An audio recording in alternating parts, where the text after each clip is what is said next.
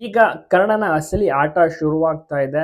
ಈಗ ನಿಧಿ ಕೂಡ ಈ ರೀತಿ ಕರ್ಣ ಆವಾಜ್ ಆಗ್ತಿರುವುದನ್ನ ನೋಡಿ ಶಾಕ್ಸ್ ಆಗಿರುವಂತದ್ದು. ಹೌದು, ಈಗ ರಮೇಶ್ ಮುಂದೆ ತೊಡೆ ತಟ್ಟಿ ನಿಂತಿರುವುದು ಕರ್ಣ. ನೀವು ಎಷ್ಟು ಸತಿ ನನ್ನನ್ನ ಕೆಳಗೆ ಬೀಳಿಸೋಕೆ ಪ್ರಯತ್ನ ಪಟ್ಟರು ನಾನು ಮೇಲೆ ಎದ್ದೇಳ್ತೀನಿ. ನಾನು ನಿಮಗಿಂತ ಸ್ಟ್ರಾಂಗ್, ಬಲಶಾಲಿ.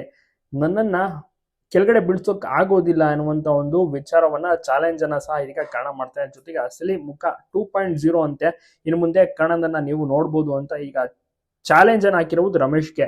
ಇಷ್ಟು ದಿವಸ ನೀವು ಆಡಿದ್ದೆ ಆಟ ಆಯ್ತು, ಇನ್ನು ಮುಂದೆ ನನ್ನ ಆಟ ನೋಡಿ. ಇನ್ಮೇಲೆ ಕರ್ಣನ ಹೊಸ ಅವತಾರ ಕರ್ಣ 2.0 ನೋಡ್ತಾ ಇರಿ ಅಂತ ರಮೇಶ್ಗೆ ಕರ್ಣ ಸಹ ಹೇಳ್ತಾನೆ. ಯಾಕೆಂದ್ರೆ ಅಲ್ಲಿ ತಾಯಿಗೆ ಸುಮತಿಗೆ ಸಹ ಹೊಡೆಯುವಂತದ್ದಾಗಿರ್ಬೋದು, ಈ ರೀತಿ ಕುತಂತ್ರ ಮಾಡೋದು, ಕರ್ಣ ಮತ್ತೆ ನಿಧಿನ ಬೇರೆ ಮಾಡಕ್ಕೆ ನನ್ನ ಪ್ಲಾನ್ ಮಾಡೋದು, ಎಲ್ಲವನ್ನೂ ಕೂಡ ಮಾಡ್ತಾ ಇರೋದು ಈ ರಮೇಶನ ಆಟ ಇಷ್ಟು ದಿವಸ ನಡೀತಾ ಇತ್ತು. ಬಟ್ ಇನ್ಮೇಲೆ ಕರ್ಣ ಅದನ್ನೆಲ್ಲ ಸಹಿಸೋದಿಲ್ಲ.